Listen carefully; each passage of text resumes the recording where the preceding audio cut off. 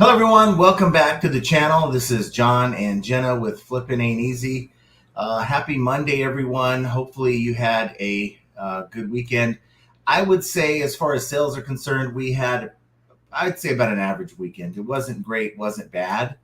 So, there you go. I mean, October is probably the weakest month out of Q4 historically. I mean, just trying to find a silver lining here. So hopefully things will improve. I've heard a lot of people talking about slow sales for themselves, but what are you doing with your sales? We had a lot of packages, but kind of just average, right? For a Monday? It was average for a Monday. I mean, it felt like way more, but that's just me being in a crabby mood. Yeah, she was. She's cussing at the packages, and I'm like, okay, how far away can I get right now? So, yeah, the package you guys saw me open on Friday's live. I mean, we always seem to have things go on this live stream. This is a very, very strange live stream. It's like the Twilight Zone of live streams when it comes to things that just happen. It's not staged. You know, I was starting to think, well, I wonder if these guys are going to start thinking that we're just staging this stuff, and it's not. It just so happens to be the time we do this live is around the time that our carrier gets here. And I was almost late to do this live stream, but the carrier came to the door 5 minutes beforehand, and I wanted to make sure she scanned the return that I had. So as a buyer, and this kind of segues into what we're talking about for this show, at least starting the conversation on the show, and that is why are buyers leaving the platform? Well, there's a lot of different reasons, but I can tell you, if a buyer had to go through what I had to go through, I don't know if I'd want to buy again. And honestly, I'm going to start really being more careful about what I buy and who I buy it from on the eBay platform. And I hate to say that because there's so many good sellers that have good intentions, that have small accounts that are just getting started. But, this person had 17 feedback. They had about 40 items in their store, no negatives. I mean, that's a small account, but, they made an offer. They initially declined it. They came back to me a half an hour later. I guess they changed their mind and offered me the price that I had offered them. And that was that paper tape machine. Okay. Now, I took the Bearded Picker's advice, went with the, was it the best? What the heck is that thing called? I forgot. Didn't feel best to me. Didn't turn out to be the best anything. Yeah, it was just didn't feel very best. It is the Better Pack. Better Pack. So it wasn't the best. Maybe the next one I buy is going to be the best. I hope. But Better Pack 555 ES, and everything that the Bearded Picker was talking about. This is the greatest paper tape machine, and I'm sure it is when it works. But you guys saw on that live stream that thing was in pieces. And if you haven't seen the live stream, go to like 2-3 minutes before the end of the live stream last week. So save you from going through the whole thing if you don't want to watch it. And it just shows you, she brought in the package. I'm like, okay, before we go, I'm going to open this thing because I'm super excited about this machine. I want you guys to see it. And crack it open, and we had parts dangling. We had parts off the machine. And this thing was packed so badly. It was packed. They used 2 manila bubble envelopes to the bottom to pad the small box that just barely fit the Dollar machine. Tree that had no padding. They had crumpled up white pieces of paper, and they had 1 packing peanut. We found 1 packing peanut in the box, and it had the machine wasn't wrapped in any way, shape, or form. It was just like they put some bubble wrap around, and they took 2 boxes and Frankenboxed them together with 2 pieces of tape. Well, 1 on each side. So actually 4 pieces of tape. And that's it. Okay. And if this thing didn't have to go from one end of the town to the other, it was coming from Vegas, this thing couldn't have made it to the East Coast, guys. Oh, no. There's no way. And it would have been in far worse shape. Yeah. And so I'm like, okay, let's test this thing out because I don't have a lot of high hopes for this thing. So we went and tested it out. The thing powered up, but it didn't beep. It's supposed to, according to the manufacturer's site, we watched a little video on how to set this thing up. It's supposed to turn on and then it's supposed to beep that tells you everything's fine. Well, this thing didn't beep. And none of the buttons, when we actually we lined up the buttons with the, I guess, little electrical ribbon that goes into the back of the machine that should never have been exposed in the first place. None of them worked. It did come with a roll of tape, and it seemed to be complete, except the water reservoir for this machine didn't have, there's a cap that goes in to the machine and only dispenses enough water. Without the cap, water's just gonna be a flood everywhere. It just doesn't even make sense to have it on there. And the water is used with these paper tape machines to keep the tape moist when it comes out of the machine, so you just stick right in the box.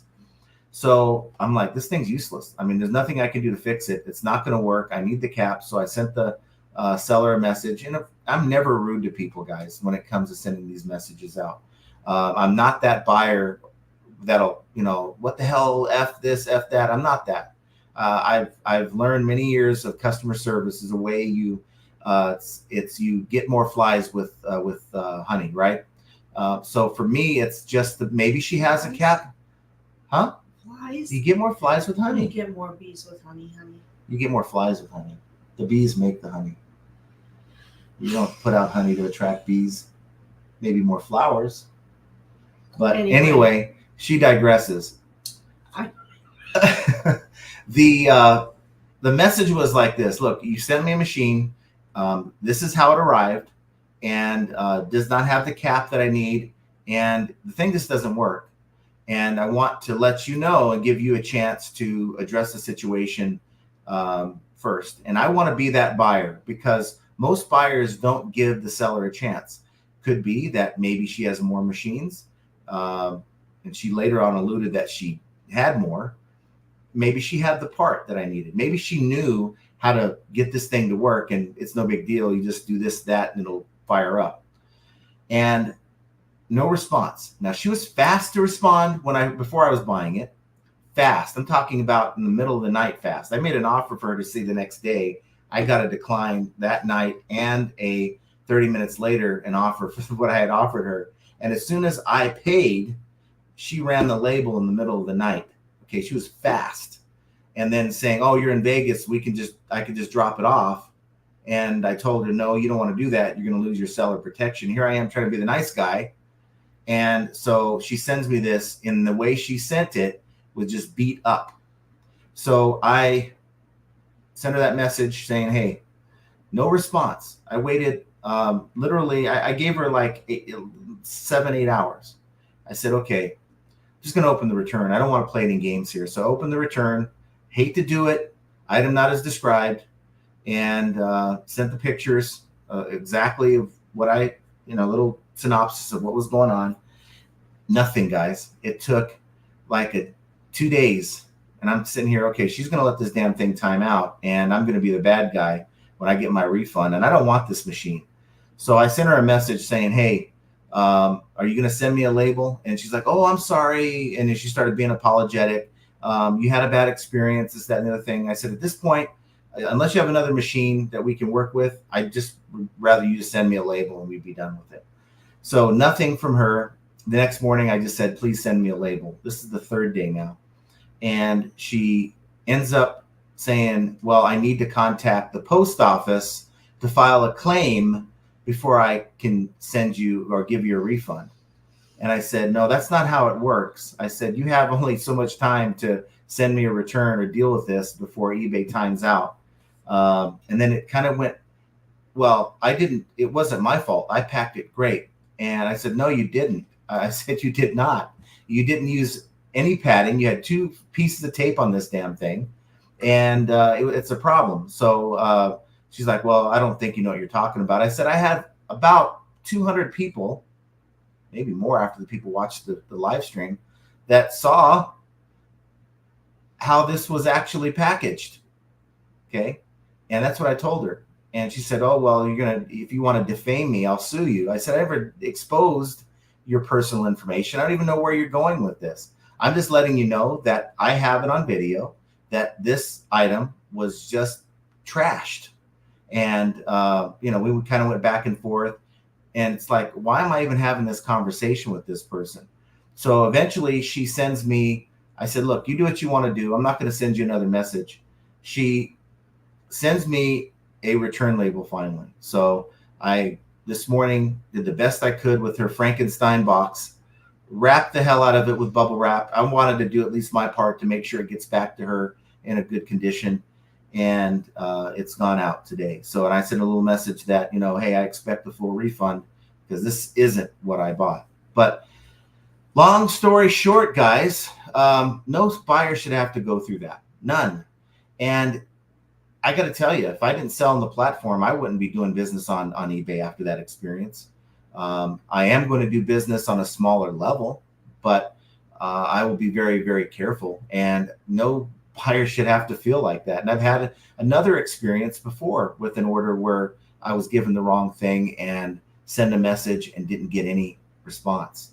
And of course, I didn't open the return because I just made use with it. But it's just very disheartening when, you know, you're looking forward to a product and, you know, you do your due diligence to look at the listing and read the listing and look at the pictures and make sure everything's, you know, a-okay, and you get it, and this is like the worst product you've ever purchased on the platform. It makes eBay look bad, it makes the seller look bad, and then you're left with a bad taste in your mouth, and you're like, okay, well, I'm not going to buy on there anymore. And that's sad. We shouldn't have to worry about other sellers on the same platform that we sell on selling in such a way that it turns people off. Right.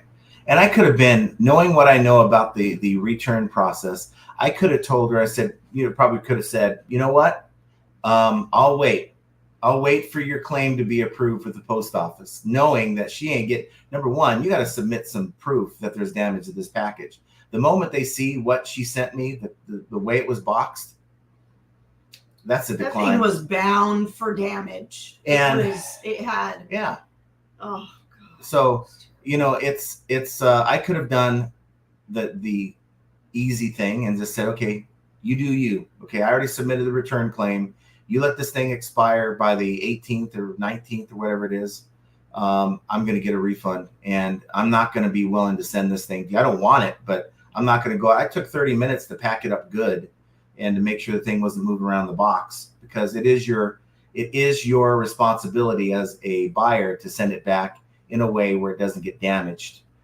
So that's my experience. Wasn't a good one. Leaves a bad taste in my mouth as a buyer. And unfortunately, I can understand why eBay is so hard on new sellers on this platform, and why even if you have an established account, eBay kind of turns the side eye at us when you know, they expect us to jump through all these hoops to handle things with buyers, even if buyers mislead and give bad information. I can understand it now.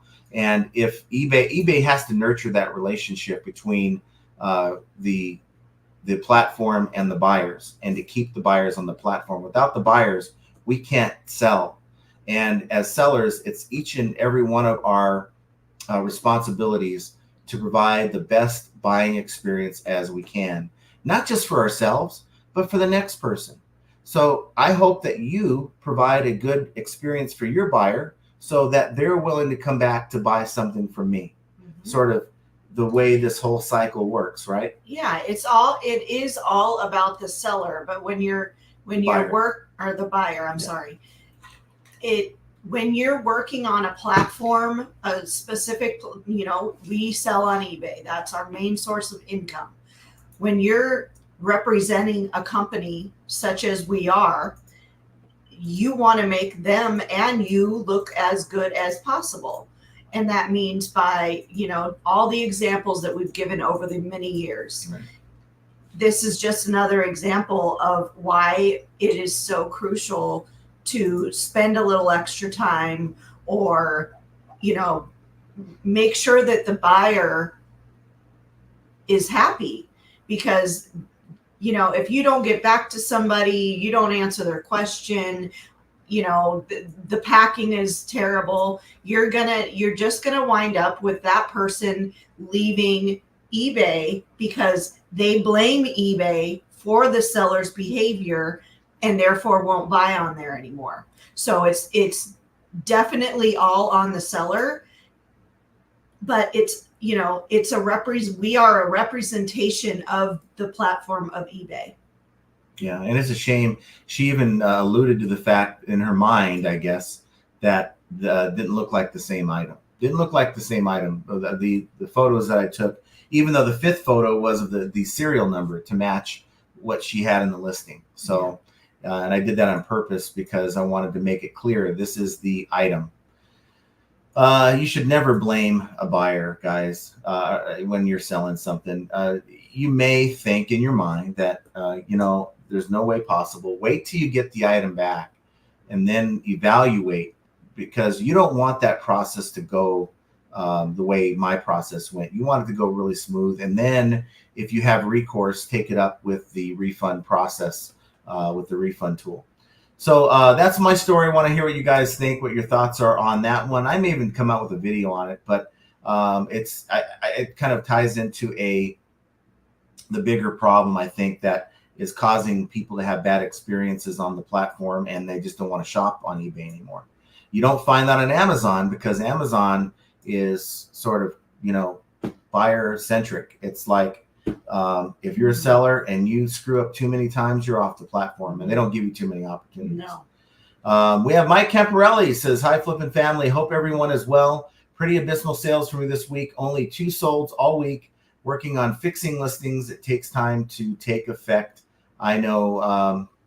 And, you know, the thing with that is I've been doing that as well. I just know that there's a lot of listings out there that are incomplete, even in my store.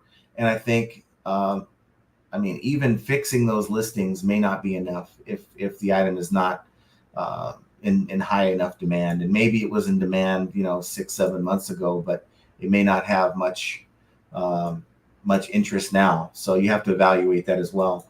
Mike says, exciting news about eBay. New magical AI listing tool. Should be interesting, but we should proceed with caution. Supposed to launch in a month. Do you know, John? Well, the article that I read was written about a month ago, and it was written by eBay. They had that video attached to it, and caught my attention. And it said that it was going to be released on iOS first.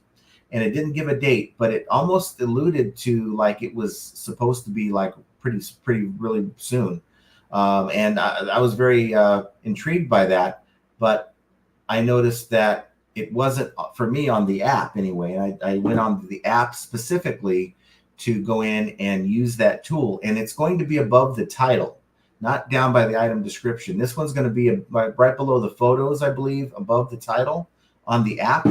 And it's going to allow you to take your photos, upload them to your new listing, and then eBay will evaluate your photos, determine what it is with AI, and then build your title, enter in your item specifics, do your item description, and from what I understand, it'll even put a suggested price. I mean, it'll get it to the point where you're going to be able to just launch the listing. Now, probably going to have to go in and put the dimensions of your package in. Don't ever forget to do that, even if you're doing free shipping. Evaluate your prices, because what eBay suggests even when you're pricing it is not the pricing you want to go by. You want to look at the sold comps, but it'll do a lot of the groundwork for you. I'm encouraged by it, but then I started to think about it. I'm thinking, okay, wait. If you have a bunch of good sellers up here that are doing everything that eBay's asked them, and they've been doing it this whole time, you have sellers that are down here, aren't willing to put the time and the effort and the item specifics into the things you need to have a complete listing. Now they use this tool. Now everyone's on a level playing ground, and it boils down to account health, price, maybe your photos, but it bridges the gap, I think, and it's going to make it that much more difficult for the good sellers to stand out, I'm afraid. And also got me to thinking, what is eBay expecting from us in these listings? Well, if you just watch what they do when this thing rolls out, what does a listing look like in the AI's mind when it's putting it together? Are they filling out all the item specifics? What are they doing with the item specifics they can't find a value for? They're just leaving it blank. How do their item descriptions look? That type of thing. And I think that'll give you an idea of what eBay is expecting from you. Why would they program something to fill in a listing for you and make an incomplete listing? It would have to be, in eBay's mind, the ideal listing. So that should give people an idea of what eBay is looking for. Soul Step says, I have AI in UK. Talk about overdoing it with your listing. And yeah, that's what we think. And I agree with you. If you go back, 5 to 10 years, no item specifics. It's just basic title, item description, price, weight, dimensions, launch. Okay. Now there's that extra element of item specifics, and it seems like a lot. It's a lot more, but there's a purpose to it. It's a lot more complex now. The AI needs more data for it to be able to do things in the background to try to give your buyer the best item that they're searching for. Now, I think a lot of us have seen lately that the search is kind of wonky, right? I don't know. There's been some people that have done some experiments on just pulling up like a UPC code and finding that, just sorting it by low price isn't working the way you think it would work. But we don't know about account health. We don't know about promoted listing rates when we're looking at other listings to determine why eBay's not ranking or even showing, in some cases, items in a search. So will it ever get better? I'm hopeful that it will, but it's just going to take some patience and time. And I don't want to sound like an eBay fanboy, but what can you do? How can you, other than leaving the platform, what can you do about things you can't control? You have to deal with it, right? Mike says, eBay said they are beta testing it with employees. Didn't know they rolled it out in the UK. How's it working there? I'd like to know how it is working there. And by the way, I don't know if you guys can hear, but we have fighter jets going above us all day long today. Yeah. And I don't know, it's just very loud. So I'm sorry. Yeah.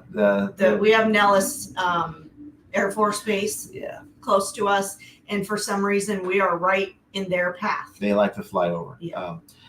Okay, so Callie Deb says, hey, everyone, I hope you're all doing well. I didn't have a lot of sales, but sold just as much dollar-wise being away for a week as I think I would have if I had been home. Go figure. Yay, she made it home safely. That's good. Good that you're making sales when you're not home. I don't seem to make sales when I'm not at home. But, of course, I've been home all day, and my sales haven't been very good. About $100 in sales, and it's not good. I mean, coming off so your theory is out the window. I don't know. It's weird.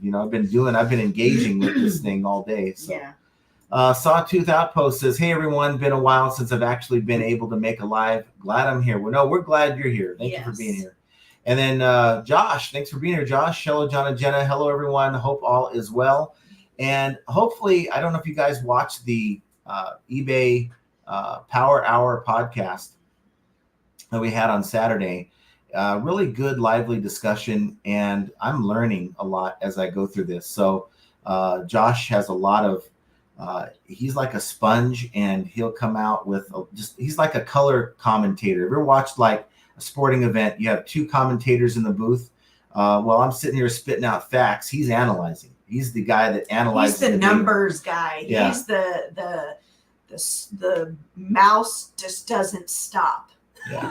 And so, just kind of telling the audience where it's going or explaining what's being said. I think it's a really good show. And while it does seem to be very technical, I think we do a good job of bringing it back down to earth where we can, dissect it and at least give you our thoughts as to what, put it into layman's terms for us, because for us little people. Most sellers aren't interested in trying to dive in and decide. They just look, just tell me how I can use this to my benefit. Yeah. Okay? What do I have to do to make this work? Right. And so that's all we're trying to do. I know Josh is, frantically behind the scenes trying to build his business, and it's somewhat, I'd say on both sides, like a selfish venture. We want to learn, and we want to, and we use this back and forth to sort of understand. Yeah, I can have Bard AI break it down, but sometimes Bard just gives you the facts. It doesn't give you, well, how do you apply this to your business? Yeah, so. And I think Josh said it very clearly this morning on his live. We do this for our own benefit. Call us selfish or call us whatever you want, but we are trying to figure out our business through eBay, and in turn, we want to make everyone else's just as successful as well. So sharing the knowledge or sharing the time that's put into trying to figure it all out is beneficial to everyone. Everybody. She's got the English language down today. Something's going on. She's been looking at my bootleg copy of Rosetta Stone. I think the one that Roman made for me. So let me just say this. The people that watch these channels represent a very, very small fraction of actual eBay sellers. Okay. So to me, I know someone had mentioned that, well, you're giving away all the information, you're ruining it for us, who are trying to make these things work. But if you're watching this, you represent a very small percentage of people who actually watch YouTube content. I mean, think what kind of time does someone have? They work a full-time job. They do this part-time. They may not have time to even think about watching shows. Yeah, they're going to be much more successful people on eBay that are not watching YouTube at all. Right.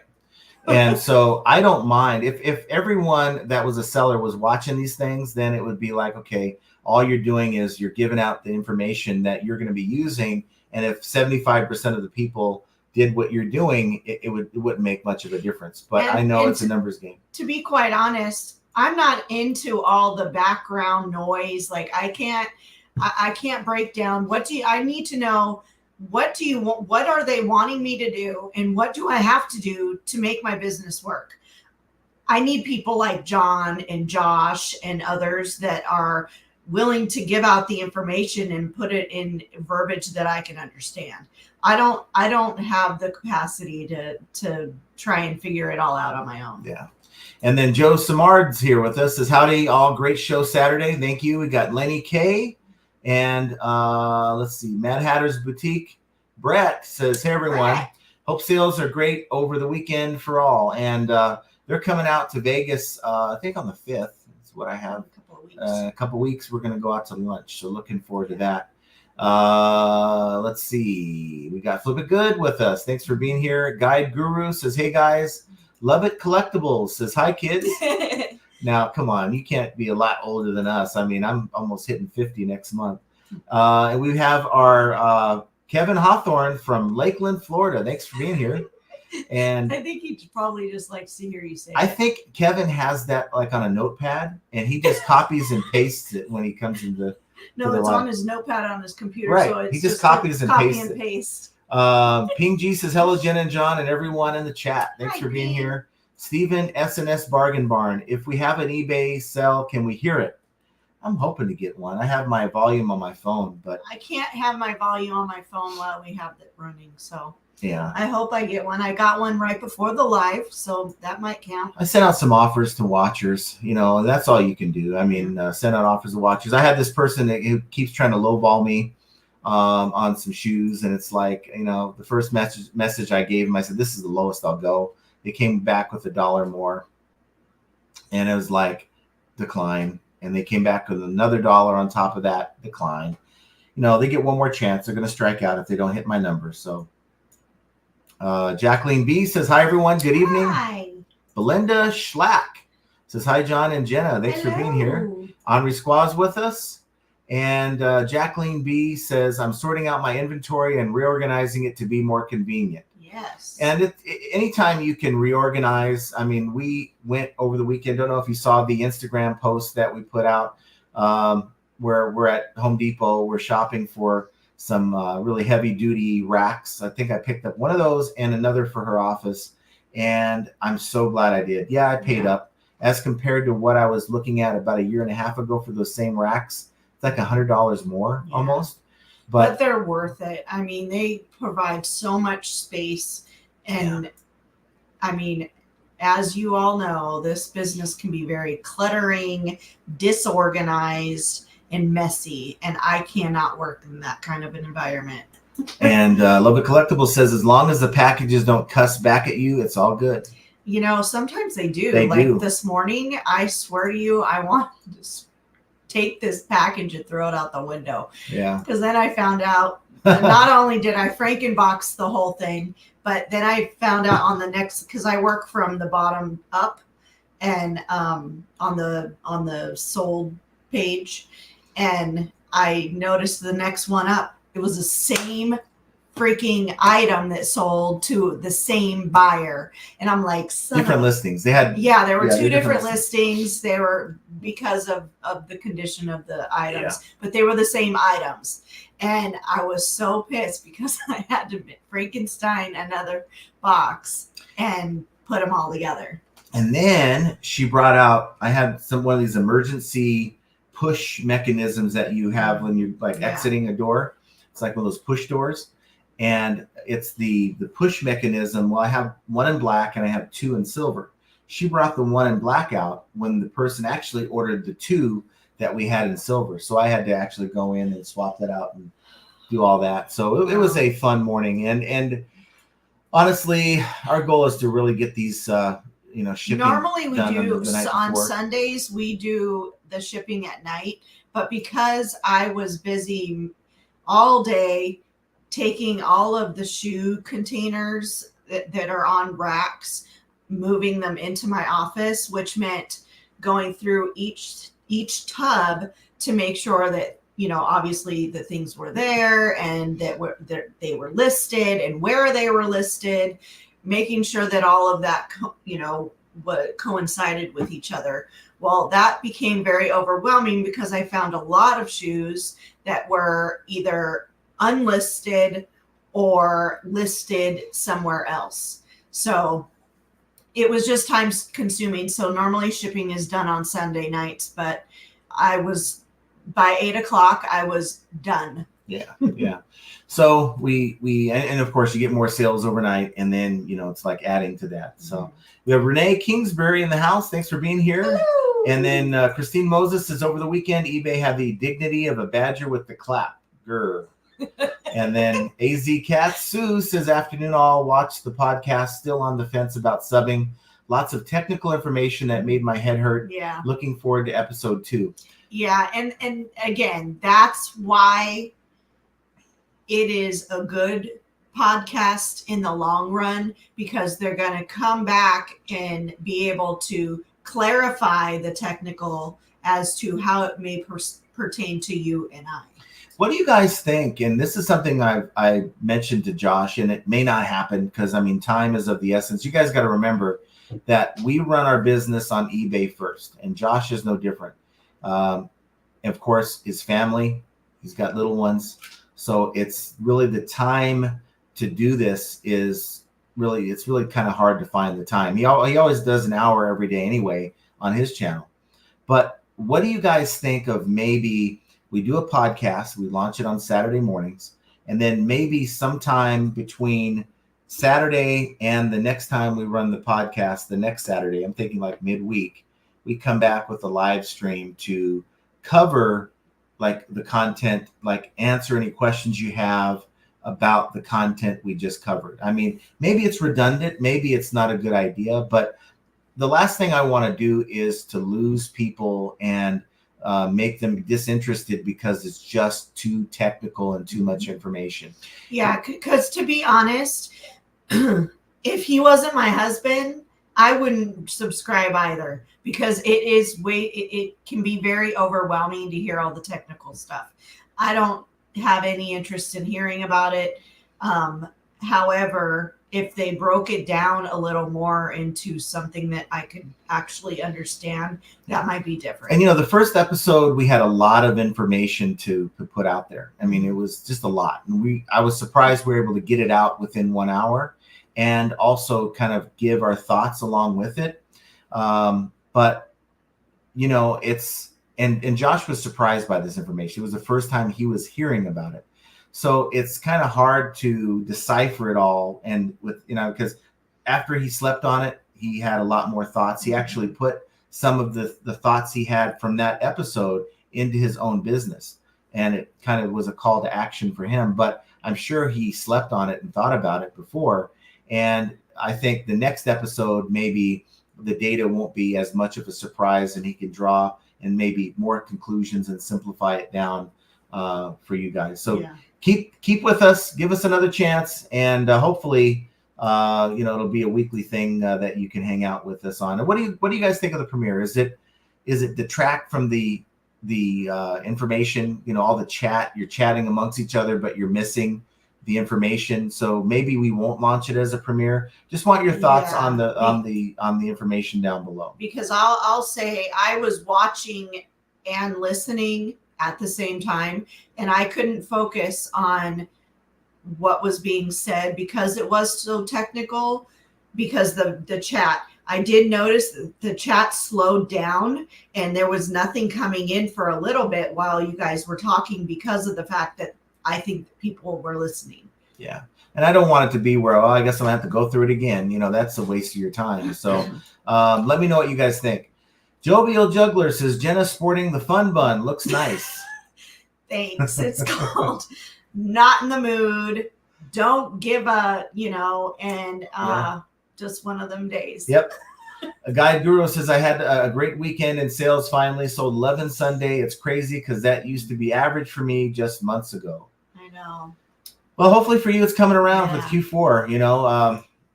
Again, there's things out of our control. The economy, whether you want to admit it or not, things are going well for us.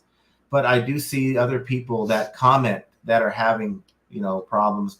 People that have sent me messages, emails that are saying, hey, anything I can do to help them get more sales. Their stores are really sad right now, and they rely on this income to make ends meet. So I am hearing from all sorts of people that, things are really problematic. And I don't recall ever getting as many messages or emails from people in the past that have been really struggling this bad. Go lay down. Just because you might not be struggling doesn't necessarily mean that it's not happening for someone else.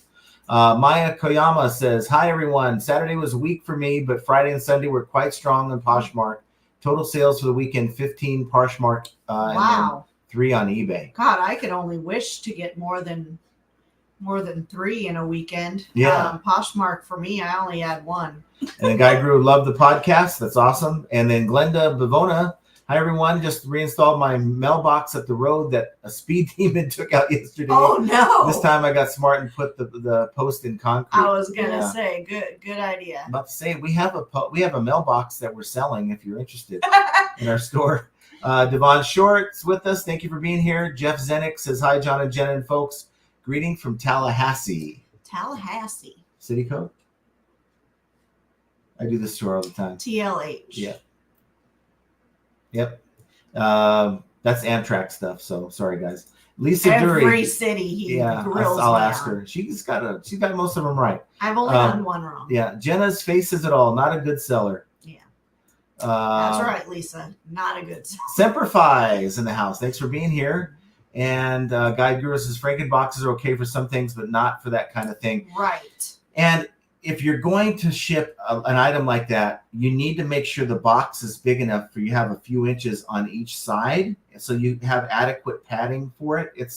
And don't use manila envelopes or bubble or a envelopes. Mary Kay box that's very unstable. And you leave the someone's address on the side. Heaven forbid there's something wrong with the label. Like the label gets damaged, and they're like, "Oh, Joe Smith, we're gonna send this to him in Arkansas," and he gets this thing in the mail. It's like, what the hell is this? Yeah, it was just very unprofessional, and in a lot of ways, just turned us off. Yeah.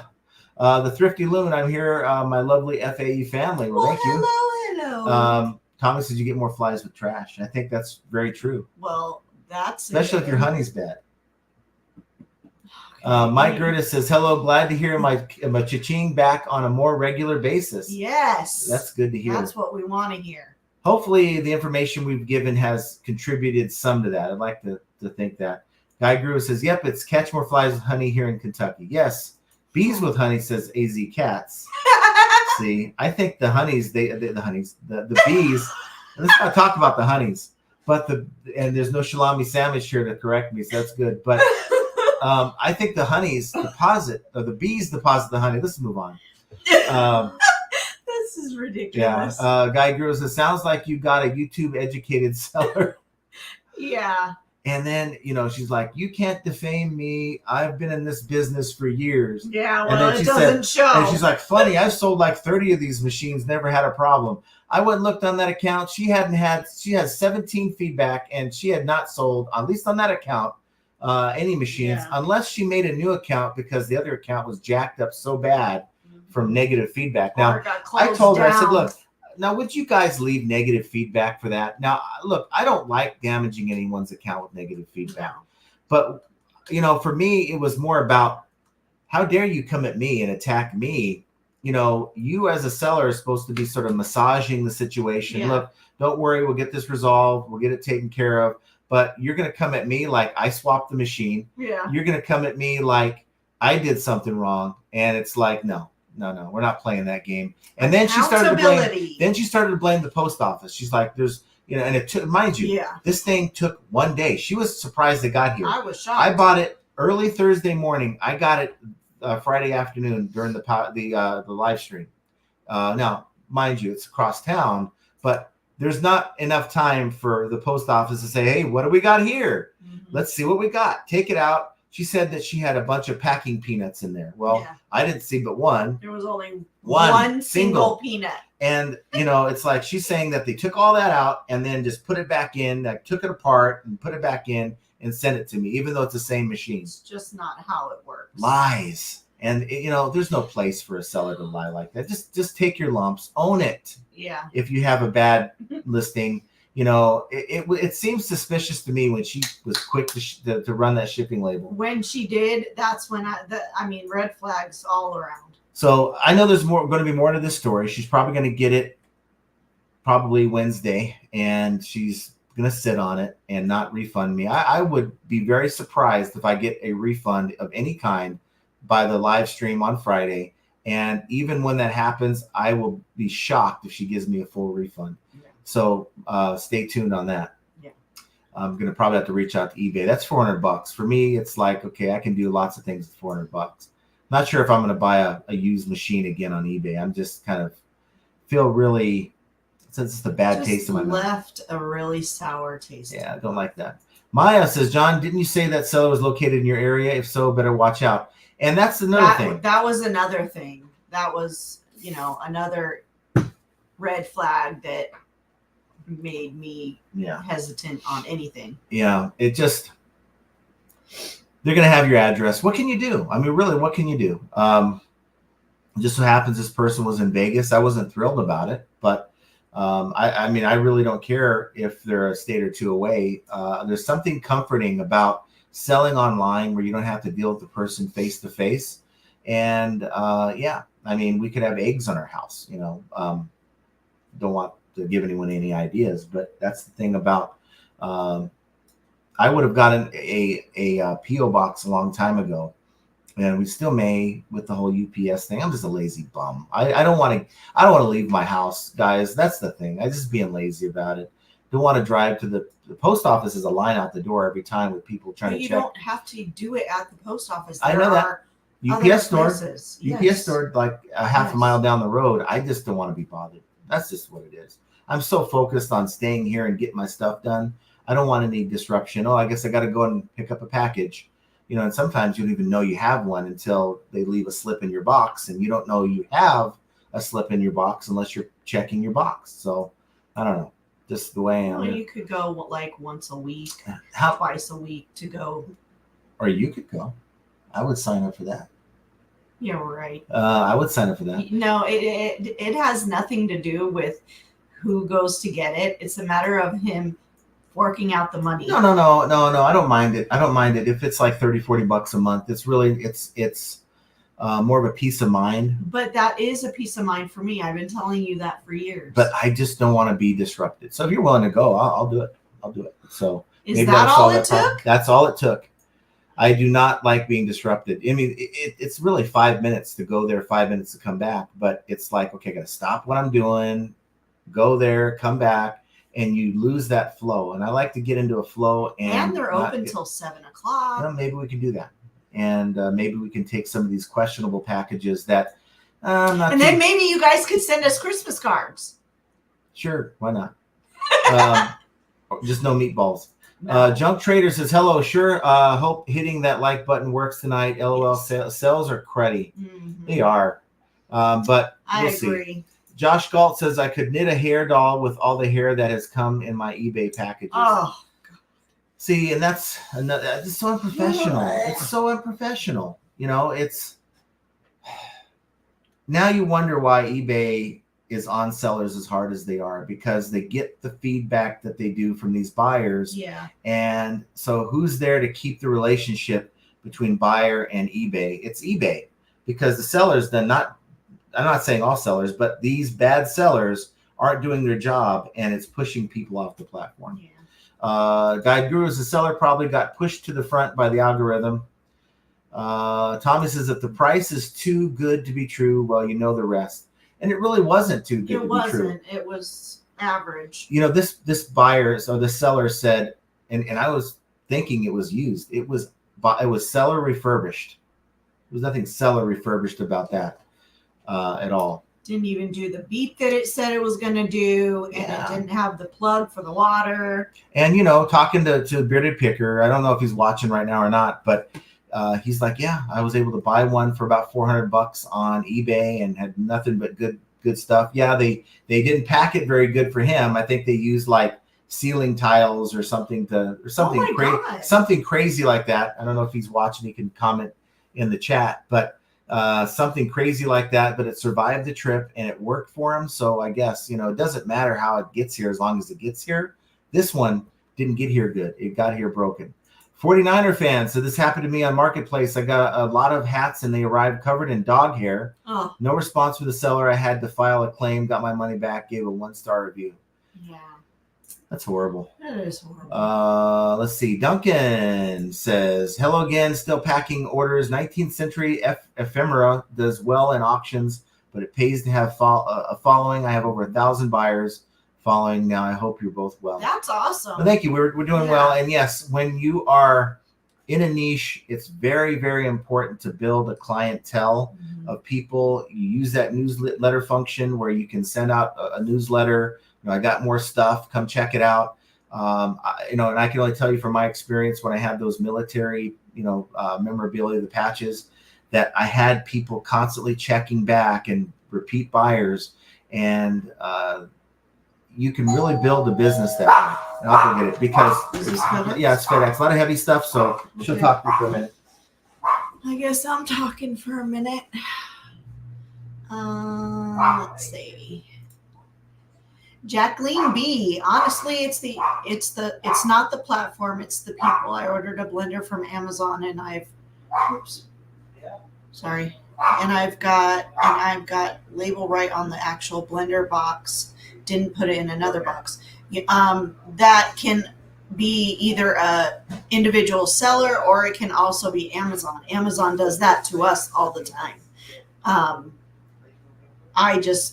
don't know that I would be bothered if it was a high ticket, purchase, but I wouldn't be bothered if it was a blend. Well, I guess maybe it depends on the blender, but needless to say, Amazon does that to their own packages.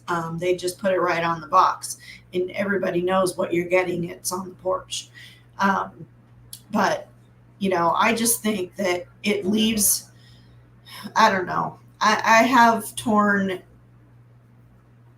opinion about it, but I just think that, sellers, if they're any type of reputable seller and they care about their business, they care about the platform that they're selling on, whether it's eBay, Amazon, Etsy, all the things. I just think that if you put more care into the presentation of your packages, I feel that your credibility and your integrity goes a lot farther than just coming the way that box did. I knew as soon as he said he got the offer and he accepted, I had a really bad feeling. And usually my gut is almost always right. It's really never steered me wrong. So I don't know. But we'll see. It must be 4 tires. I pray to God it's not 4 tires, but we did have some pretty heavy items that I cannot pick up. He had to bring them into my office for me to tape them up pretty good and get them packaged right, and then he had to carry them out of that office and up to the front door. So what do we leave off? Let's go down to. I was just reading Jacqueline's thing. So Baubles, Blings, and Needful Things. My most unsettling eBay buy. I was elated to get. It was stunning Victorian gold jewelry set, 160 years old. Had paid priority. Figured a box to protect. They came smashed in first class envelope. Wow. That's so discouraging. And that's a good thing about buyer protection. Yeah. There's bad sellers out there. And unfortunately, there's buyers that have been through these bad experiences. And maybe you make an honest mistake. And now they're expecting to be treated the same way. And I think we can teach our buyers what to expect on this platform. But it's got to be, a good majority of us that are just treating this and being as professional as we can. And I don't know.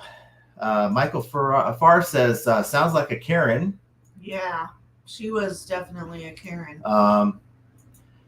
Kelly says, does eBay put out videos or tutorials on how to properly pack orders? If not, maybe something they can look into doing.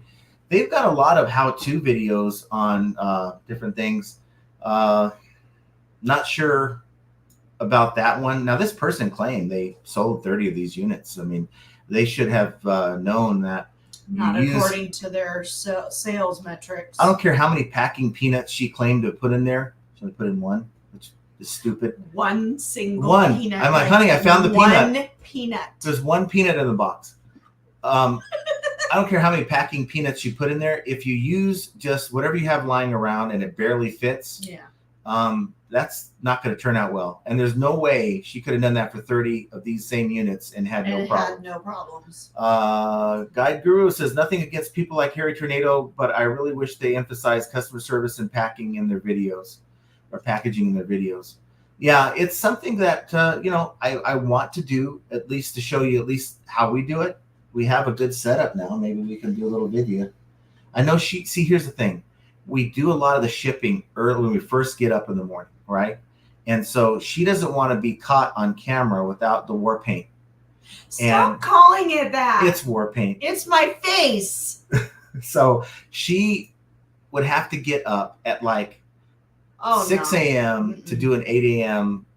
show or a recording on that. So I don't know. Maybe I'll throw on some sunglasses. Maybe we'll save a package. The hair will be in a fun bun. Maybe we'll do it after a live stream. We'll make a recording. I don't know. We'll figure it out. But that's why we haven't really ventured into that. Junk Trader says, I ordered a costume off Amazon and came in a single clear plastic bag. To me, presentation was not very professional. Yeah, that is not. I would be upset about that. There's people that'll ship those clear polys. Yeah. With a label on it. Yeah. So everyone in the world gets to see what you just bought. Mm-hmm. Garden Resell Thrift says, hey, everyone. Yes. And then thanks for being here. I appreciate that.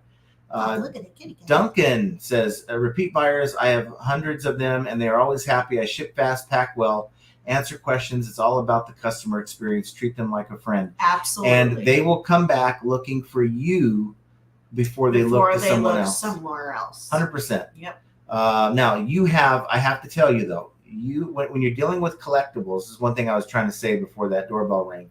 When you're dealing with buyers of collectible items, at least from what I've seen with the military stuff, it's a different breed of buyer. Mm-hmm. They're very patient. They know what they want. You do not have to set a instant payment from them. You can uncheck that box and just say, when you're ready, when they first buy something from you, just send them a message saying, when you're ready, let me know. I'll send you an invoice, right? I'll combine shipping. And it's that type of buyer that I've experienced that I never had to send a cancellation request due to a non-payment. We don't see that with this type of merchandise that I sell. It's really, you get that buyer who is straight from Amazon and have that Amazon mentality.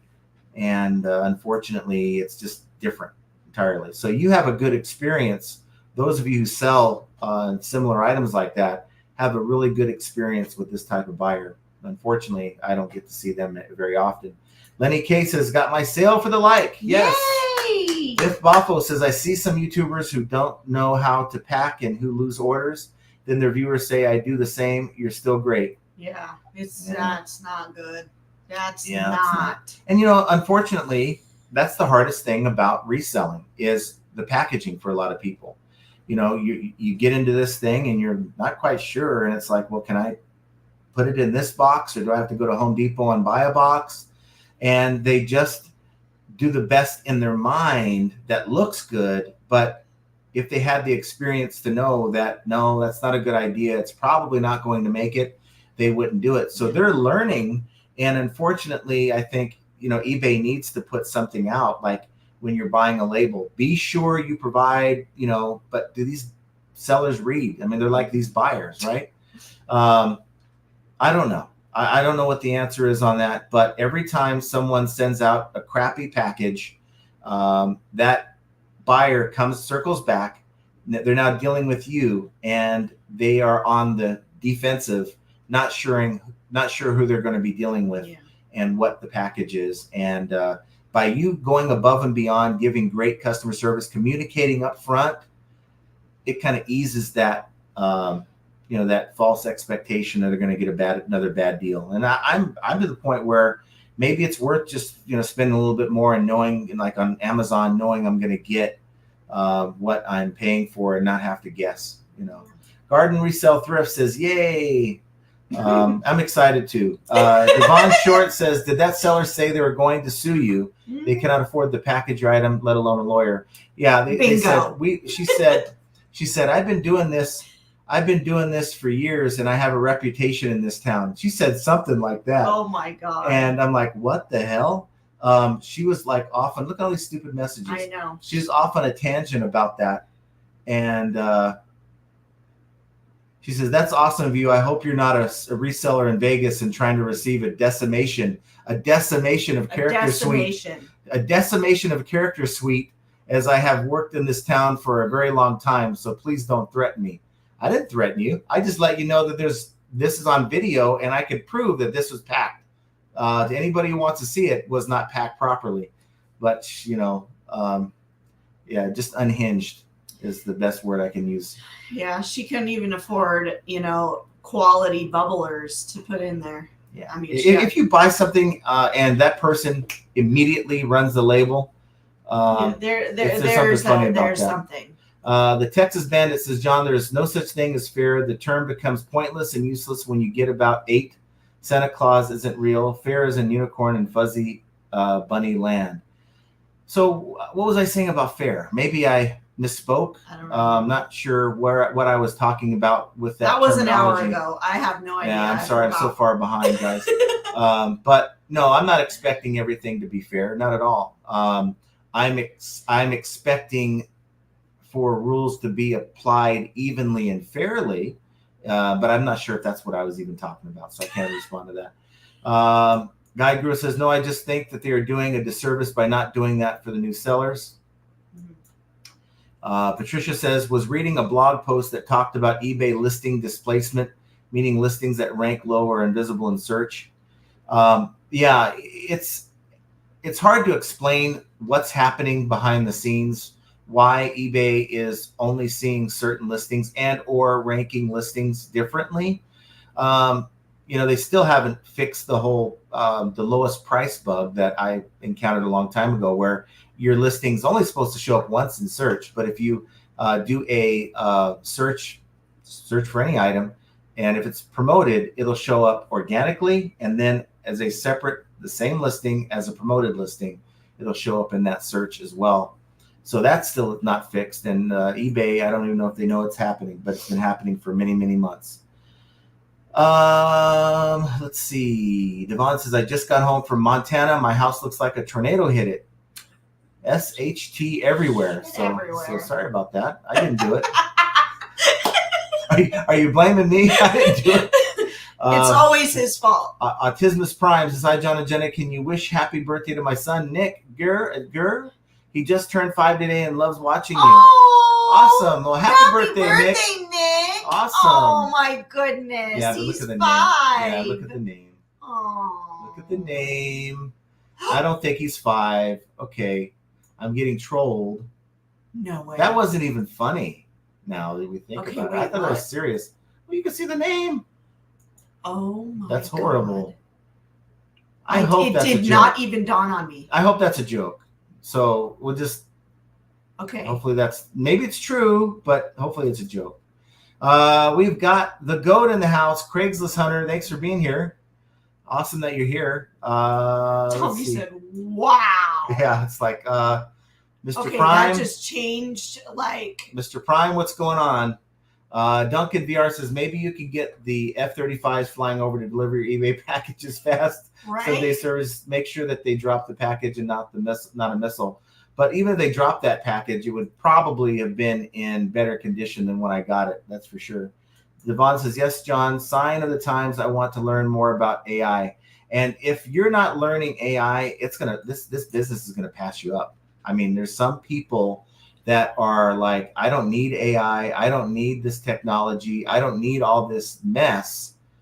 And I'm just going to continue doing what I'm doing. The problem is once eBay starts implementing all these things they have planned, if you're not trying to get with the program right now, it's just going to be too much for some people. So I would say learn as much as you can. Let's see. Glenda says, watch the Power Hour podcast yesterday. I felt it was very informative. Yes, I think so too. And we're just looking forward to future podcasts. It's going to be fun. Yeah, Guy Guru says, Pete is stealing all your tips. Yep. I'm the reason why he's so successful. Not. I was watching him when I was doing this part-time and learned a lot. And it's watching people like Pete that, you know, when it's comes time to make that decision, do I go full time or do I just go out and find another job?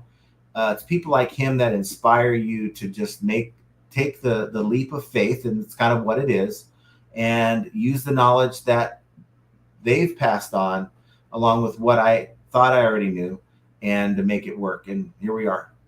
Going on 4 years later? Over 4 years later. So it's going on 5. Midnight Merchant says, where can we watch the podcast? And that's eBay Power Hour podcast is what you find on the do a search on YouTube. What are you showing me? Okay, well, we'll talk about it later. Duncan VR says, this is one of the few shows eBay content I listen to. John and Jen always give good info and advice. Well, that's an honor because I know you. I've seen your name on a lot of different shows, and I know that you watch quite a few big YouTubers. And to say that, it's very humbling. So thank you for saying that. That's really cool. Perfectly Blessed. I'm so pissed right now. Says, hey, only 29 minutes late today. Well, I'm 29 minutes late in reading your comments, so it's all right. Jovial says, the only podcast where mind your business is a good thing. And Josh want to know, yes, I did get the Husky racks. Mm-hmm. They're like $279 plus tax. It's going to cost you every bit of $300 after tax. They're on sale right now, but I don't know that was a really good sale. Was it $249 or $279? No, it came out to $270 something after tax, so it must have been $249. But still, it's about $100 more than what I paid for the first set of Husky racks before this inflation started going crazy on us.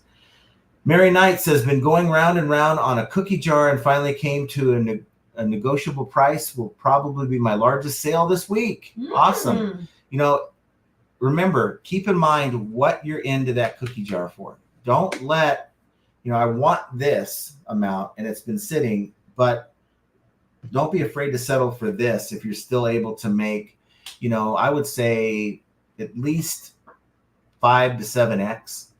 That's after fees. If you're settling and you're just getting back what you put into it, you better have that up for sale for quite some time to give up on it, I think.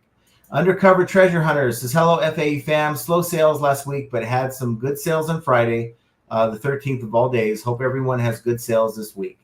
And that's all we can do. We can get more items up. I mean, that's kind of been the way in the past. It's list, right? But just get, and I was watching a video today, and I mean, you guys have all heard of tech and sports. The guy has gold in his content. I mean, don't know the guy, but whenever I watch one of his videos, the guy has just nuggets of gold. And, you know, he was saying, look, it's good to source just a couple really good, strong items than to go out and buy just a bunch of items that you're just going to put up randomly in your store. Okay. You're going to get a better return in the long run for a few items that sell well than a bunch of items that are sitting around. It makes sense. And so the answer used to be, let's just list, build a big store. But the algorithm has caught up to that, and it now favors really good items. So let's start. I mean, if you can get out there in yard sales or wherever and just find a few quality items, I think that's really good advice. Michael Norton says, I'll be in Vegas in 9 days to see my favorite bands back-to-back nights, a vacation away from reselling. That's awesome. You know, Vegas used to be a vacation destination for us. Now it's where we live. So the idea of going down to the Strip, even downtown, is not all that appealing like it used to be. No. And she doesn't gamble. So I gamble, but it's still not appealing. I'd rather go to this rinky-dink one down here. We have local places that he can go gamble if he really wants to. Okay, here's one from Maya asking Lisa the question, but I will try to answer it. Because question I could be misunderstanding, but I watched your podcast. Seemed like you guys were saying to use the item specifics, but only use the options that eBay provides.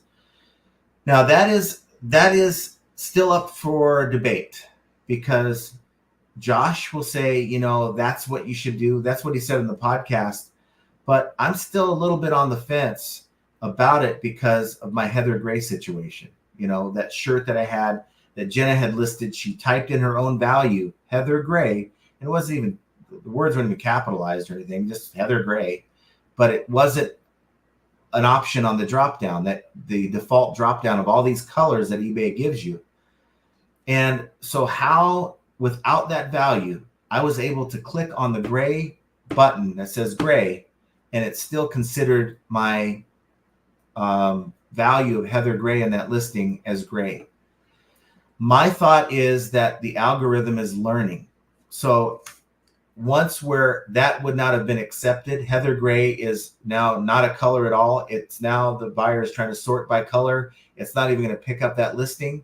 Now it understands that it is a form of gray, and it's going to assign it as gray. Crimson red, that the fact that you have red in there, it's going to assign it to red. So that's my hypothesis. Now, does that carry over to the other item specifics? I mean, what is the algorithm really learning? You know, going to the Rachel Strickland video where she's saying put in a value that you can't get into your title and into the item specific somewhere, and it'll pick that up in search. Well, is the algorithm learning what that is? So, and then we carry over to the photos. What is the algorithm learning? So the photo AI feature that's coming very soon to an iPhone near you is going to pick up your photo, and it's going to be able to take, just from looking at a photo of your item, and fill in all the item specifics. Well, how could it do that unless it's learned, right? So I think right now it's learning. So the photos you put in your listing, your item specifics, it's all being sort of bundled together into this particular item has this item specific. So now they get enough data where they roll it out, and even custom item specifics are going to be looked at differently than it used to be. It's really hard to explain, but AI will blow your mind on how smart it is. And it would not surprise me at all if in a couple years, if you're not listing with this tool, I mean, you're just losing time, because most people are going to probably use it to save time, because who has time to go and research an item every time? Unless I buy this item, I want a good quality listing. If I could just click a button and it's going to do it for me, why wouldn't you do that and then go in and proofread it and then launch it? That makes the most sense to me. Maya says, but I saw Rachel Strickland's video and it looks like she was making her own item specifics and it was working. It's a little confusing. So it is confusing because it's so new. Mm-hmm. But I think the AI is so smart. Like if you go into Bard or Chat GPT and you start telling it about something that it really hasn't looked at before, it's going to take that data and consider it the next time someone has a conversation with that tool. It is blow your mind crazy. And they've had bots, AI bots that they put into Twitter, now known as X. And it would interact with people, and people would talk to it and voice their own political views to this thing. And they had to shut one down because it got so nasty that after learning and adapting to what all these people were saying to it, they had to shut it down. This is a couple of years ago. They had to shut it down because it was just so bad. Oh, I shut it off. Oh. Yeah. Let's see. And okay, so that wasn't meant for bubbles, but we got it. Duncan says, periodically you have to check your eBay items and still listed, as eBay randomly drops stale listings with no warning. They will. And you can, if you have a huge store, can you imagine how many items that on a quarterly or even a yearly basis you're going to have to just go back and deal with and relist? For us, we have a small store, 2 small stores, and we've seen as many as 70 where they just weren't listed. We had to go back and list them again. Let's see. Let me go down here. Love It Collectible says, haha, for something. But Maya says, yeah, I'm sorry. I think I've been writing a response to you before, but I closed it. And then a few minutes came back to ask the question. Didn't realize that was still there. It's all good. It's all good. Callie Deb says, I really like hearing the tech stuff on the podcast. I listen with my sister, who is also an eBay seller. Oh, very cool. And then, you take in the information, right? And I think the good thing is my experiences are different than yours. So you're going to be able to apply the data differently and how it'll affect your business differently than me. Duncan's going to be able to find a way to apply these things differently than I'm going to be able to apply it, because just the customer base that he deals with is different than mine. And so is this tool for everyone? No, probably not, but it's going to help a lot of people kind of get up to speed to where a lot of us are already, I think. Mike Camparelli says, like that idea. One comment I had about the podcast being on Saturday is that I have to forsake garage sales at 12 a.m. on Saturdays. By the way, Mike, how are you feeling? I hope you're feeling better. I haven't heard from you in a couple of days. But yeah, I just think that maybe the premiere is just a little too much. Premieres are good, kind of way to hype up your content, this, that, and the other thing. But really, there's no need for it. Post it as a video. I got to talk to Josh, but I almost think it takes away from the information that we're talking about. If you're, chatting with Tommy or whatever, and you're talking about something else, you might miss a key point in the presentation. So that might be something we do away with. Tommy says, I think if the people aren't interested to learn what determines their livelihood, then they should be the least of your concern. And, I'm not going to lose sleep. Unfortunately, look, all I can do is put out what I do, what I talk about, what I've discovered, conversations with Josh, trying to figure things out. And if people are not going to be willing to listen and learn, then yeah, the ownership and responsibility falls on them. I can't do a whole lot more than just to share the information. People are going to doubt it. You get a lot of people, and I don't mind. Look, I don't want this live stream or any of the videos I put out, I don't want the podcast in any way, shape, or form to be an echo chamber either. I think Josh has his own ideas. I have my own ideas. He's going to apply the data differently to his thing. But, there's so many people who get mad and upset, send nasty emails, send, questionable comments. in the videos where, look, I just have a different opinion than you. You don't have to be that emotional about it. Don't use it. But if they're not interested in learning, they probably should be watching like I don't know what, Blue's Clues or something on YouTube. Patricia said the reason I listened to was to hear the technical stuff. Yeah. And for each person, I mean, maybe Patricia, you hear the technical stuff and you already have in your mind what we're talking about, and maybe we've got it all wrong, right? And then you can just dive into the comments and say, look, guys, I know you interpreted this as this, but it may be this, right? So that's another reason we want the interaction. We want the conversation, and we don't need to have an echo chamber. I think Josh was more excited about the negative comments and or the different comments or different conclusions than what we came up with, because it creates that discussion. If everyone it's a agrees, conversation starter. I mean, yeah. It's basically you're putting out the information, and people are they're gonna come to different conclusions than you may, and each seller in their own business is going to be able to put that into play differently. And so there's interpretations that can be said for many, many people. Yeah, if on any of these podcasts all we get is I agree, I agree, I agree, I agree, I agree, I would be disappointed, because I'm not going to learn from someone else's point of view. And I'm not afraid of someone else's point of view. Bring it on. I love it. Yeah. 1 Foot Flipper says, I feel like most people who join a premiere in progress never go back and watch what they missed. Yeah, they gloss over the material. They get caught up in a conversation. It's not important enough to go back and watch it again. So I think maybe for the first time it was good, but something I'll talk to Josh about. Maybe he wants to keep it. It'll be up to him if we do. Rain says, hi, everyone. Little late to the party, but better late than never. So thanks for being here. Tommy says, premiere is treated like a live stream. I wouldn't premiere personally for more reach. I think we're just excited. We wanted to have some interaction with people, but it's just so much that it takes away from it. AZ Katsu says, I have an IT background, so I do understand. However, most might not find it beneficial to drill down that far. Yeah. And like I said, just because it doesn't, tickle my fancy, doesn't mean it doesn't tickle somebody else's. So Ed says, I love the podcast, but I'm a technical person. Perhaps y'all can do it live instead of doing a separate one.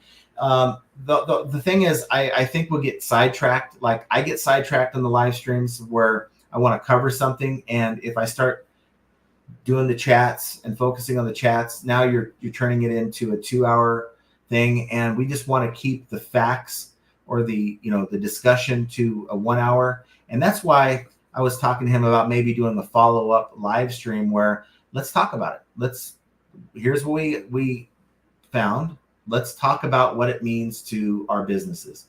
And I know that I just think time is a problem. So we'll see if we're going to be able to do that or not, but it's certainly something that I did bring up. And if it's too much, then we'll stick with the podcast. But I think the first one went very well. Yeah. I mean, we already got over 300 subs. We had over 200 some odd subs before we dropped the first video. So that is absolutely amazing. But I attribute that a lot to Josh because he's got a really strong following. I mean, he only has 10,000 subs, but he has a really, really strong following on his show. He's got good people. Yeah. A lot of the good people that, are good people that watch his channel as well, but he has a really strong following. Belinda says, I agree with you, Jenna. Too technical. I turn it off after a while. Sorry, John and Josh. It's okay. It's okay. But if you have a question, we want to know what that is. I mean, even if it may sound like a silly question, if you have a question, chances are there's others that have it that aren't willing to ask. Right. Maya says, I almost feel like being in the reseller community on YouTube. We all bounce ideas off each other, good and bad. If we weren't over analyzing constantly, maybe we would actually figure it out, trial and error. Yes. Well, that's what we're trying to do. Yeah. I think some more than others are trying to figure things out in desperation. Like Scott, Bearded Picker, he always laughs about the situation where, he had a conversation with someone that swore up and down they were selling at a 500% sell-through rate, which is impossible. It's like I turn this pen magically into 5 and I can sell them all for the price of the 1. But there's people out there that just don't understand. The idea that eBay is suppressing your impressions, that doesn't make any sense. An impression is every time your item appears on someone's screen. Okay, you're scrolling past it in the search results. So that's an impression. eBay doesn't owe you impressions. They don't owe you X amount of impressions like listings. Like you get X amount of listings a month. Impressions are actually earned through a number of factors. How are you promoting? What does your competition look like? How many people are even searching for that item?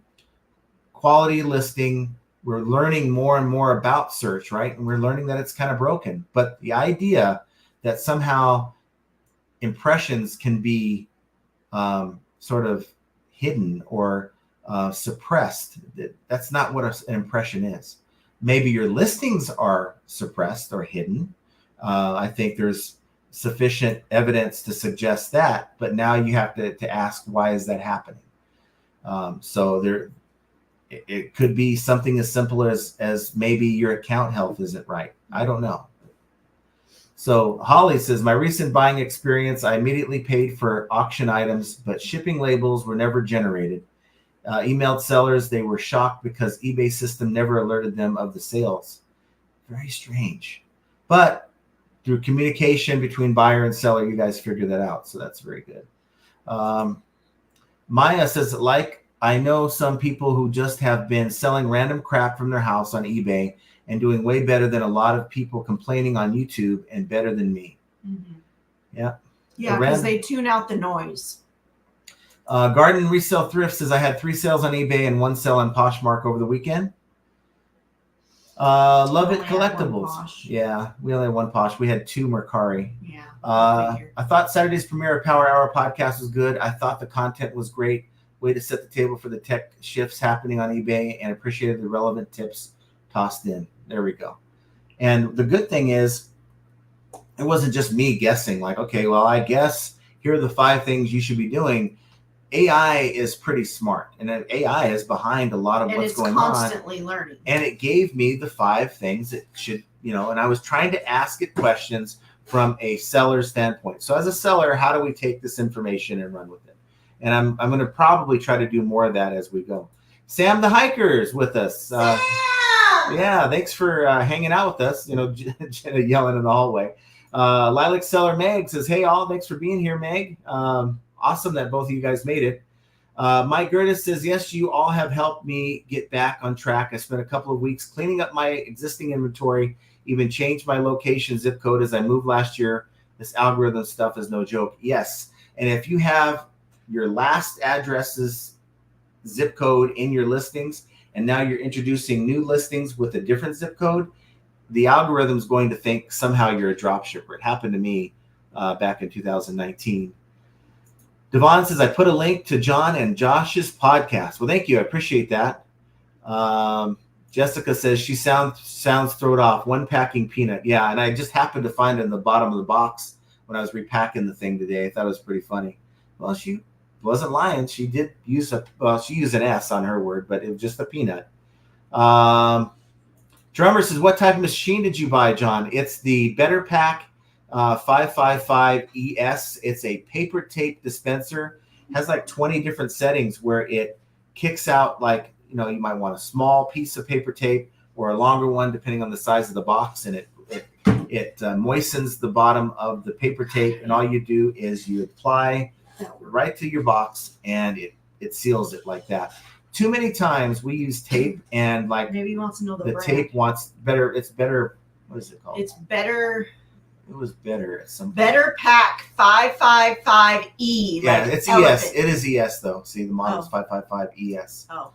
So it's one that Bearded Picker swears by. Hi, Sam. One that Bearded Picker swears by. I don't have to yell. I have a mic right here. Yeah, but I want to make sure. Tommy says might be if he has his headphones on, he may have heard you. Tommy says might be a biker gang that sold their old tape machine they used to seal their meth with. Tommy. Oh, jeez. Brian says, sorry I'm late, but I got here as soon as I could. Hello, FAE family. And then Sam says, listen to her, John. Look at her faces. Yeah. That's why he doesn't look at me, because he knows what the face is. I know the faces. I see her face in the screen in front of me. Just Sally says, I guess I'm a geek too because I found it valuable and think the information was for whoever it was for, and not every channel is for everyone, so I will tune in. That's true. And you said it, you hit it right on the nose. Not every channel is for everyone. And I found that out. I think that's one of the things about doing these YouTube channels. You kind of try to put your best face forward and try to be as honest as you can about yourself. And sometimes you show sides of yourself that people just don't like, and then they hate you for it. So it's unfortunate. Jovial Juggler says, seller sounds like she is now one peanut short of a ground nut. Yeah. Yeah, that's for sure. Let's see. Lisa says, I think the podcast with Josh is good and you guys will be great. Keep it up. Well, thank you for the feedback. Chastity Grant says, I won my paper tape machine on eBay auction. Came undamaged but missing power cord and upper tray piece. Buyer ignored me for 3 days till I opened a return. And that's a sad thing. If you're missing one, if it would have been as simple as, look, I need this cap. If you have more of these machines, just send me a cap. I need it for the water part. Yeah. Because you can't use it without the water. I would have been fine with that. But the non-response, and when she did respond, she was like, yeah, how, I can make it right. I've got other parts lying around here. That's what she said. I don't need other parts. I need this part. And I need this other part to work. I need the water cap. And it almost seemed like she was just trying to buy time, if that makes sense. But all she was doing, look, if I didn't care, I didn't want to see her get screwed, that eBay side in my favor, and here I get a refund and the item. Yeah. She'd probably then send whoever to my house. I don't want that. I just want her to get her item back, and I want my money back. And I wasn't trying to get her in a situation. Maybe I'm too nice of a guy, but I just didn't want her to find herself in that situation. What did you? Tommy said doorbell funzy time. Yeah, doorbell funzy time. I knew it, doorbell every time. Haha, good on John to get up that time. Yeah, a lot of larger boxes. Yeah. And it's like, all right, this time let me go. And plus, I have some T-bones on the smoker, and I wanted to turn them off. They've been on there long enough, so I'll go and put them on the. I'll grill up both sides real good when it's time to go. We're going to eat probably about 5 o'clock. Patricia says, when I order from Amazon, they ask me if I want the item in a plain outer corrugated box. If they otherwise would just label the merchandise box, it's in the checkout flow. Yeah, I've never seen that. I bought we bought an item from Best Buy a few years ago, and and we bought it through Best Buy, I think through Amazon. Or did we buy it directly from Best Buy? From Best Buy. And they shipped just the item. They did not, and it was in the factory box, but it did not have, a lot of times those places would double box it. But I guess if you have to tell them, they won't do it. Ondine Irving says, and I hope I got that right, sorry. I just received an Amazon package from an eBay order from Saturday. Okay, that's a drop shipper. I like to support eBay sellers, just ordered Saturday night. Are Amazon sellers allowed to do this? Okay. They are frowned upon. So you're dealing in this case with an eBay seller who has probably their Prime account, and what they do is they plug your address into the order, and they'll get the free shipping, and Amazon ships it to you. That's drop shipping. I'm almost 100% certain that's a drop shipper and that happens all the time. It's not supposed to happen on eBay, and eBay will kind of, pick at this person, pick at that person. But all you got to do is look. There's APIs that are connected to the eBay platform that are only for drop shipping, yet they allow it to happen. So, I don't want to hear about trust and safety, this, that, and other thing. eBay is not serious about getting rid of the bad items they don't want us to sell. You get on me for a hover soccer ball, but you have 1,000 hoverboards that are being sold on the platform. Trust and safety, drop shippers like crazy from overseas. And what can you do about it? You're competing. Every one of us are competing with these people. Yeah. But there's just too much money lost if they get rid of the drop shippers. Let's see. Chastity says, yes, Amazon is a program where Amazon sellers can ship their FBA inventory through other platforms. Now that too, that's different. That's different. You can have items that you send into FBA. That's Amazon fulfilled by Amazon, where they have the item, in their warehouse, and then you sell it on eBay, and then Amazon fulfills it. So that can happen too. So 95% it was a drop shipper. Yeah. Trade with Cade says, I sell clothes but sold a plate and have it shipped one before.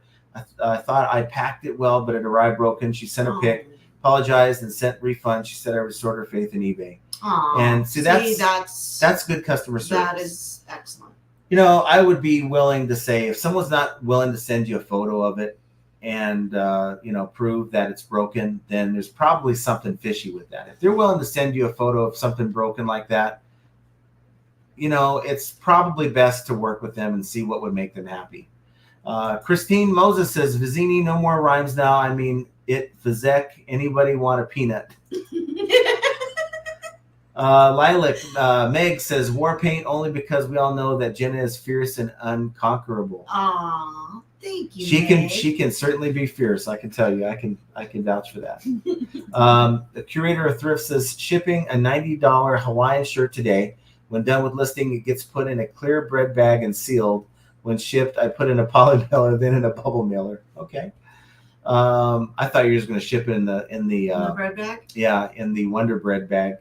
Kira Vlasova says, one time I ordered game from Mercari for my husband and came in wrapped in a newspaper and just shipping label on top of it. Wow. Yeah, and what happens when it rains and that package gets wet? That's horrible. That's terrible. TikTok, going back to work, will start eBay on the side. Very good. Well, I mean, who wants to go back to work? I mean, it's horrible. I know it's not very good. I know. That's not what I meant.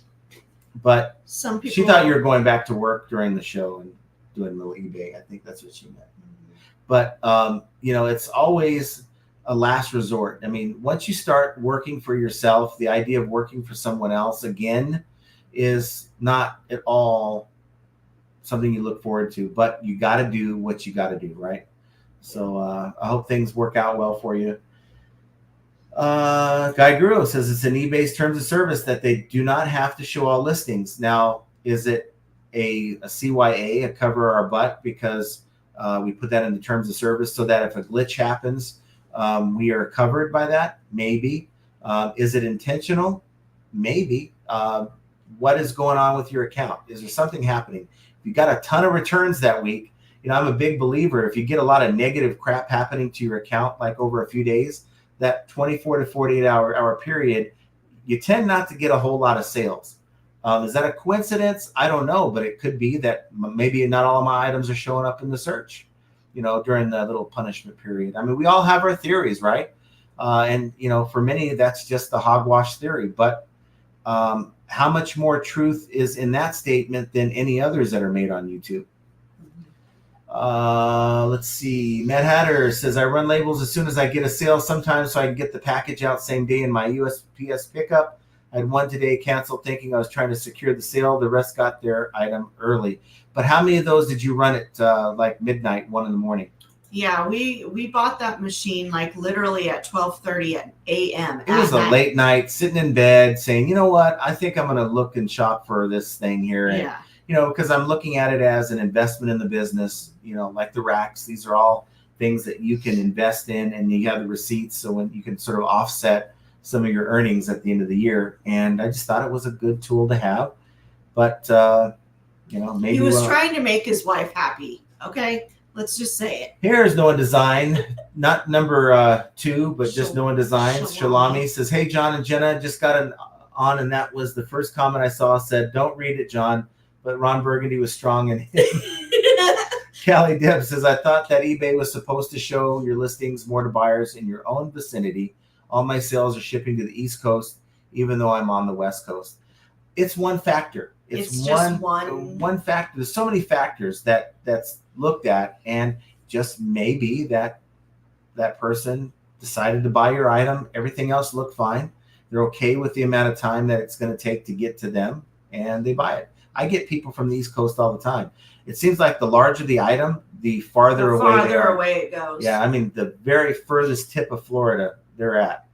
Or New Hampshire. Yeah. Tommy Bernard says, I wonder why Pete isn't making videos about glitches and search problems, LOL. I think the reason is it's just that's not his nature, for one. I mean, he's going to focus on, here's what I do in my business. I think a lot of the stuff people want to see is like his everyday routine, and it doesn't always revolve around eBay. I think a lot of times he'll use in his videos eBay as a reference point, but he doesn't talk a lot about the eBay sales. From the videos that I've been watching that been put out lately, it's more about the behind the scenes kind of thing. But I get your point. Pete is a go get it kind of person, a to do kind of guy.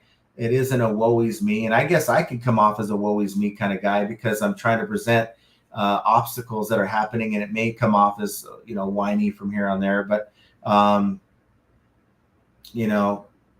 Pete is a one of a kind. He's a legend. Tommy Bernard says, Jenna, I have a cousin named Nick that has a birthday in June. If you want to wish him a happy birthday, different last name. No. Yeah, that's interesting. Jessica says, I still have better sales on Mercari versus eBay all day long. No traffic in any of my promoted items either. It's insane. And Tommy says, why doesn't Tech follow that advice? His sales are tanking fast. That's why he's on YouTube now. I thought he was winding down he's basically going to be off of the reselling game here in about a year. That's what my impression was, talking about retiring and this, that, and the other thing. I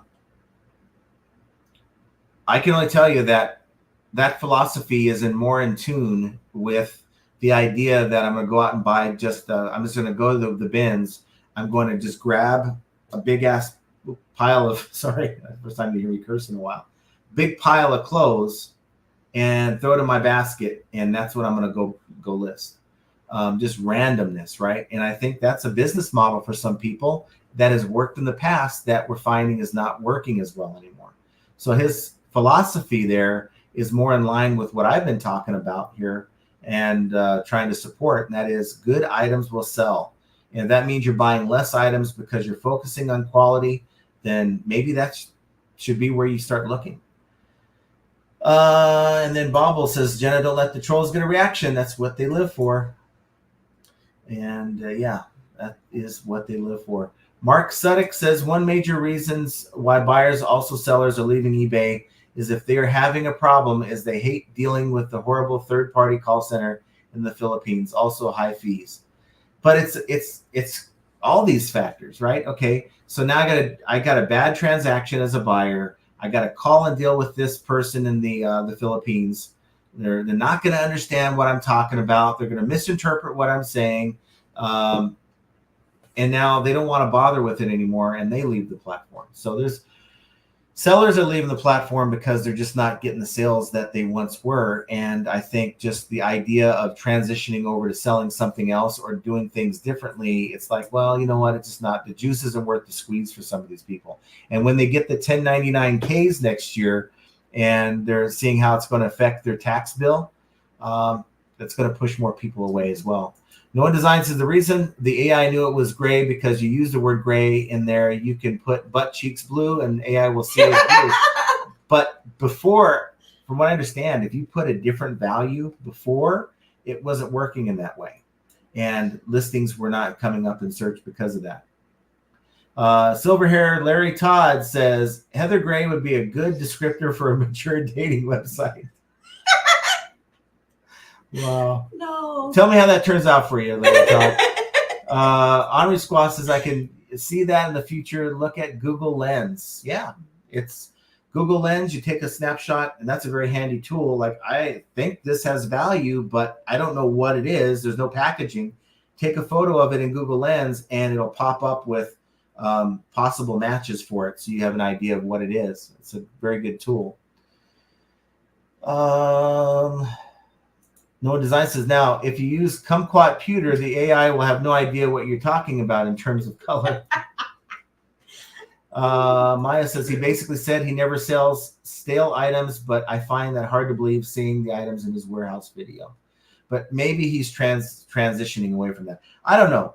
Look, I haven't dug into his operation as much as some people have, but a lot of what he has said lately makes a lot of sense.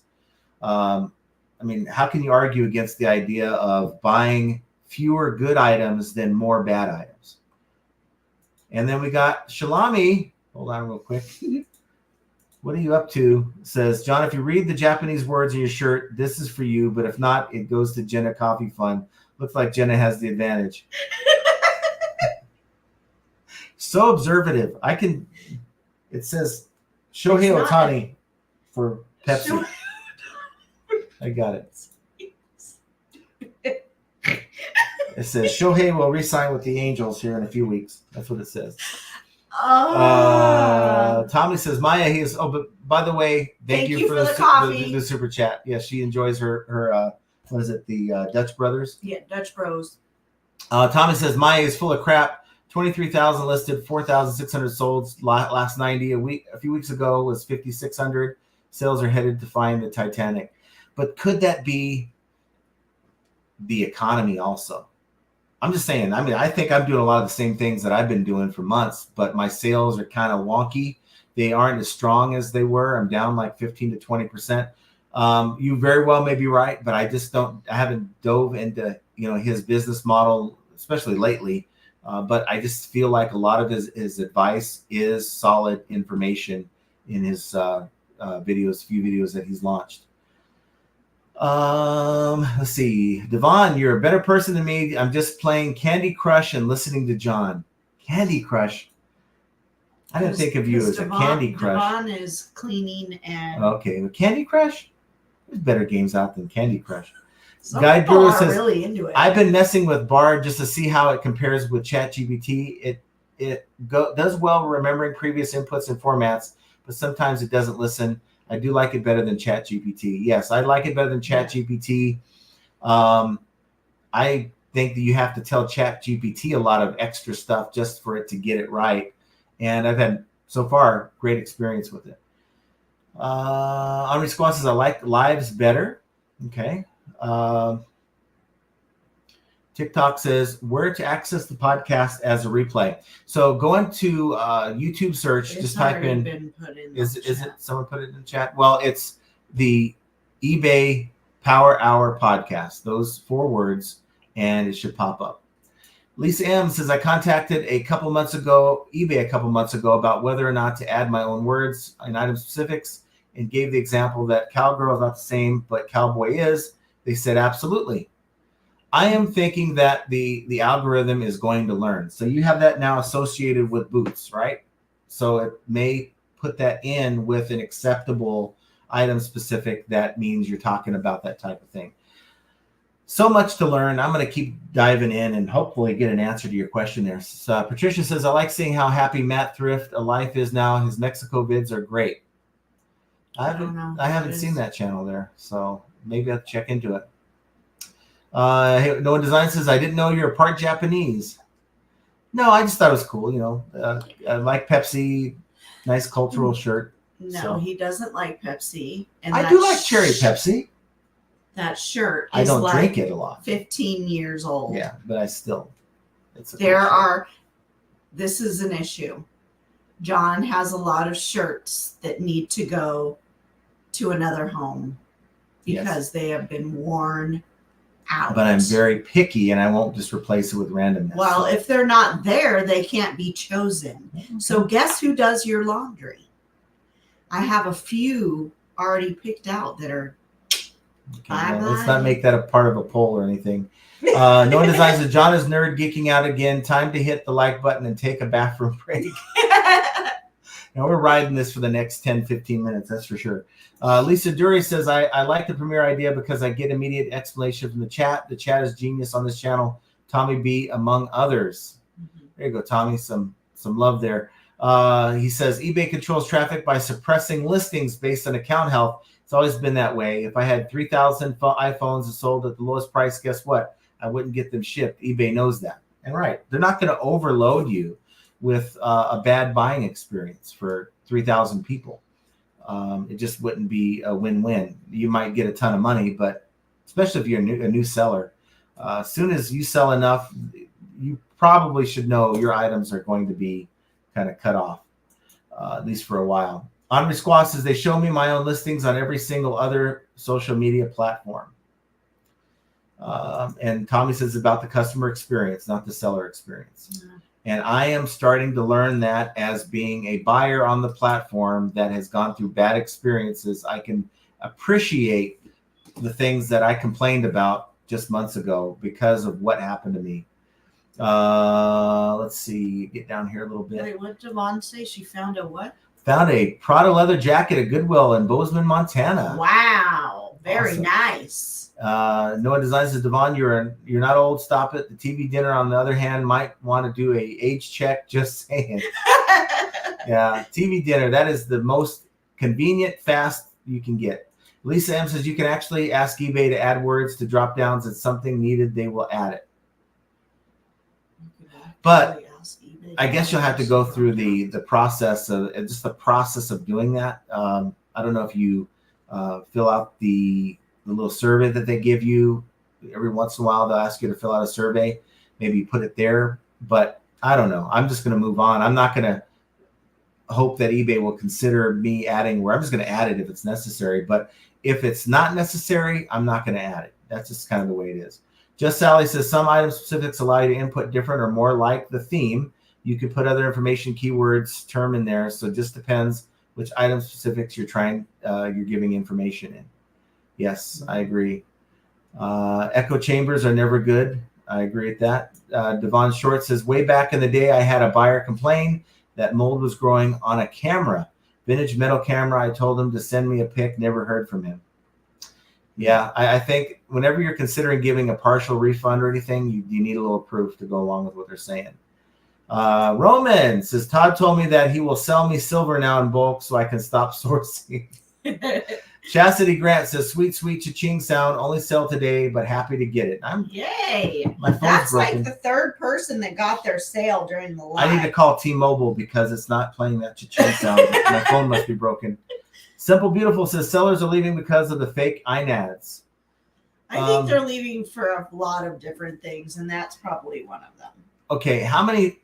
I can say I probably got only a couple all year long. Yeah. Some false INADs, and I've had some pretty good amount of returns. It's a very small amount. I think the fewer items you sell throughout the course of a year, the more it stings. But if you look at the number of items you sell all year as compared to those few times that false INADs happen, it's a very small percentage, and it doesn't hurt your business. Wendy, if you put Heather Gray in the title and you sort looking for gray, will they remove all listings with gray in the title but not item specifics? Your title, your information, your title is supposed to have the same importance as the item specifics, and also the item description is a place that you can put other keywords as well.